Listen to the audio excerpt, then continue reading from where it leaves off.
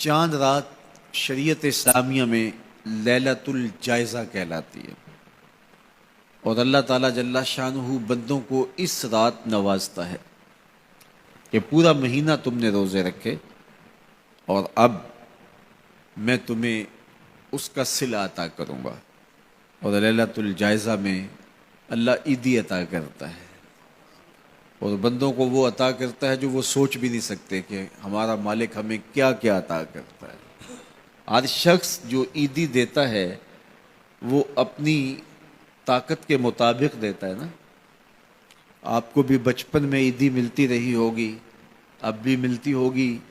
تو کوئی 10 روپے، کوئی 20 روپے، کوئی 50 روپے، لیکن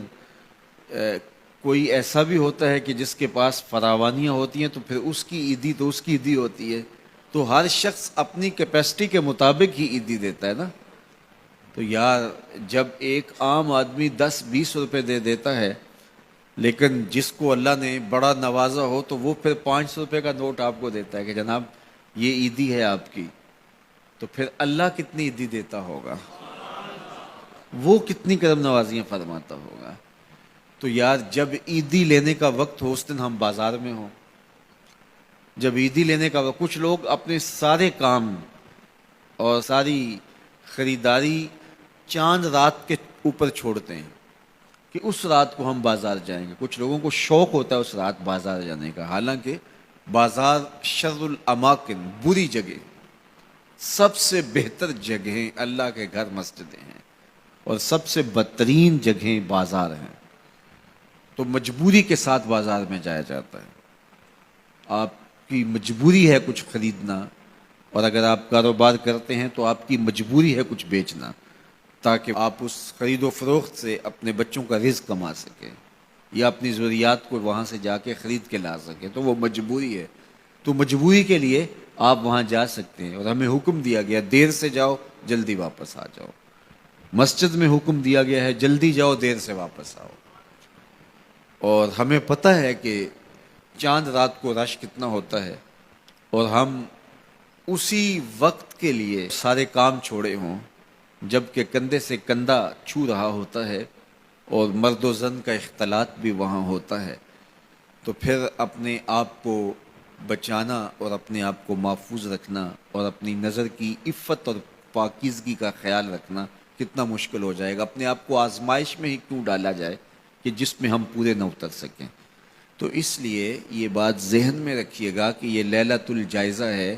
یہ جولی پھیلا کے رب سے مانگنے کا وقت ہے، یہ بازاروں میں آوارگی کا وقت نہیں ہے۔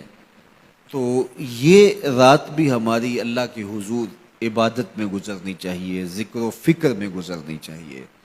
یاد الہی میں گزرنی چاہیے۔ تو لیلۃ الجائزہ کو کبھی ضائع نہ کیجیے، اور اس رات کو برباد نہ کیجیے۔ سارے مہینے کی محنت آپ نے جو کی، اب اس کا صلہ لینے کا وقت ہے، اب عیدی لینے کا وقت ہے۔ تو عیدی لیجئے اپنے رب سے، جھولیاں پھیلا پھیلا کے لیجئے، اس سے خیرات مانگیے، اس کی کرم نوازیاں اور اس کی رحمتیں تمہارے اوپر برسیں گی، تو ان کو اپنے دامن میں سمو لیجئے۔ تو اپنی ضروریات کے لیے اور وقت نکالیے، اور عید کا دن بھی اللہ نے ہمیں 5 نمازوں کے علاوہ ایک اضافی نماز عید کی ہمارے اوپر واجب کی ہے۔ عید کے دن تو لوگ فرض نمازیں چھوڑ دیتے ہیں، جبکہ عید کے دن فرض نمازوں کے علاوہ ایک اضافی نماز رکھی گئی ہے۔ تو یہ ہمارا امتحان تھا، ہمارے ایک مہینے کی جو ٹریننگ ہوئی تھی، اس کے بعد آج ظہر کے وقت، آج عید کے دن فجر کے وقت، آج عصر اور مغرب کے وقت دیکھنا تھا کہ اس کا اثر ہماری روح میں کتنا اترا ہے۔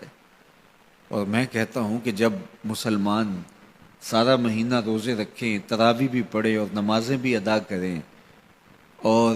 عید کے دن فجر کے وقت مسجد میں نمازی نہ ملے، ظہر کے وقت آدھی صف ہو، تو شیطان تو بڑا خوش ہوتا ہوگا، وہ تو بڑا راضی ہوتا ہوگا کہ یہ پڑھتے تھے نمازیں اور تراویح اور کیا کیا کرتے تھے، پتہ چلا نا کہ ان کے اندر کچھ بھی نہیں اترا، اور یہ جہاں کھڑے تھے اس سے بھی نیچے لڑک کے آ گئے۔ تو شیطان کو کبھی خوش نہ ہونے دینا، اللہ کے حضور سرخروئی اور کامیابی کے لیے دعا مانگتے ہوئے ماہ سیام سے رخصت ہوں۔ یہ گھڑیاں اللہ نے نصیب کی، گنتی کے دن انہیں کہا گیا ہے، تو یہ گنتی کے دن یوں ہی بیت جاتے ہیں اور اسی طرح پوری زندگی بیت جاتی ہے۔